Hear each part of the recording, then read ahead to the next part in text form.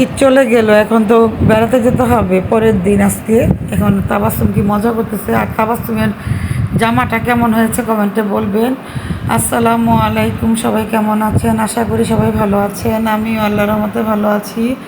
প্রতিদিনের মতো নতুন একটি ভিডিও নিয়ে আপনাদের মাঝে হাজির হলাম। আমরা গতকাল রাতে সব কিছু গুছিয়ে রেখেছি, আমার বোনের বাড়িতে যাব।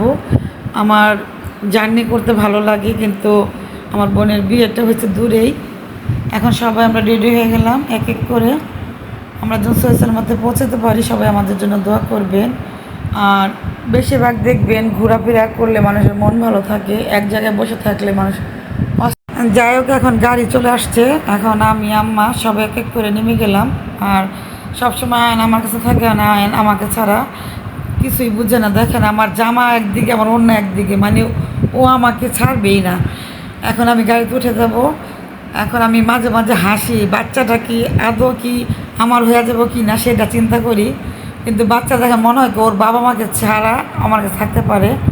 দেখ আলহামদুলিল্লাহ, এখন গাড়িতে উঠে গেলাম। সবাই দোয়া করবেন যেমন সই সালামতে আমার বোনের বাড়িতে যে পৌঁছাতে পারি, কারণ আমার ঘোরাফেরা করতে ভালো লাগে।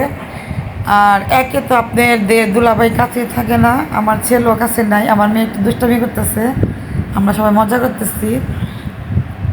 কে কোথায় গিয়েছেন কমেন্টে জানাবেন। আর আমার একা একা চলাফেরা করতে ভালো লাগে না, সবাই মিলে যদি এক জায়গায় যাই সেই জিনিসটা ভালো লাগে।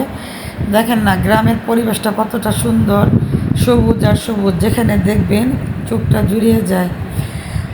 প্রত্যেকটা মানুষের একটা নির্দিষ্ট একটা জায়গা থাকে, কারো শ্বশুর বাড়ি, কারো বাপের বাড়ি, কারো বোনের বাড়ি। ইচ্ছে সে সেই জায়গায় তারা সবাই যেতে চায়। এখন আমরা প্রতি বছরই আপনার এই 3 বছর ধরে আসতেছি বোনের বাসায়। হয়তো বা ভাগ্যে সামনের বছর আছে কিনা শুধু উপরওয়ালাই জানে। আপনাদের এই ভিডিওটা কেমন লাগতেছে কমেন্টে জানাবেন। যাই হোক, এখানে আপনার গাড়ির এখন টুল দিবে, গাড়ির টুল দিয়ে এখন এক এক করে গাড়িগুলো ছেড়ে দিবে।